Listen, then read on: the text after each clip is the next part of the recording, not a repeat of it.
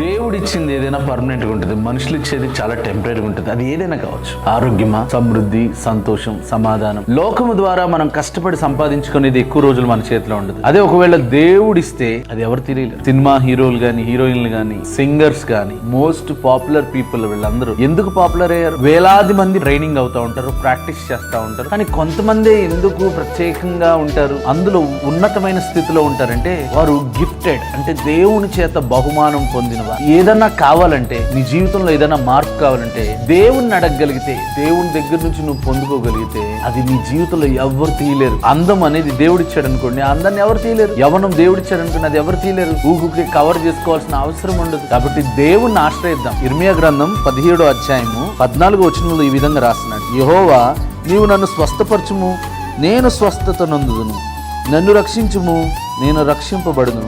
నేను నిన్ను స్తోత్రించుటకు నీవే కారణభూతుడవు. నువ్వు నన్ను స్వస్థపరచుతండి, నేను స్వస్థత నొందుతాను. చూడండి ఎంత నమ్మకం ఇక్కడ మనకు కనబడుతుంది. మనం చేసే ప్రార్థనలు కూడా ఇది యాక్చువల్లీ. నువ్వు నన్ను ఆశీర్వదించు, నువ్వే నన్ను స్వస్థపరచు, నీవే నా ముందుండి నన్ను నడిపించు, నీవే నాకు ఆలోచన కలిగించు, నీవే ముందుండాలని దేవుణ్ణి మొదటగా మనం పెట్టగలిగితే ఆ పనులు చాలా స్థిరంగా ఉంటాయి, చాలా పర్మనెంట్గా ఉంటాయి, చాలా స్పెషల్గా ఉంటాయి. లోకంలో ఉన్న వారందరి అటెన్షన్ ని గ్రాప్ చేయగలరు. అలాంటి శక్తివంతుడు, స్తోత్రాలకు కారణభూతుడగు దేవుడు మనకున్నాడు. డాక్టర్స్ కూడా ఏమంటారంటే, నమ్మకంతో మీరు మెడిసిన్ తీసుకునేటప్పుడు కూడా ప్రార్థన చేసుకుని వేసుకోండి. ఎందుకంటే మనం దేవుని ఇక్కడ టాబ్లెట్ ని నమ్మట్లేదు, దేవుణ్ణి నమ్ముతున్నాం. కాబట్టి అలా టాబ్లెట్ వేసుకోవడం వల్ల ఆ టాబ్లెట్ పనిచేసే విధానం మారిపోతుంది మనలో.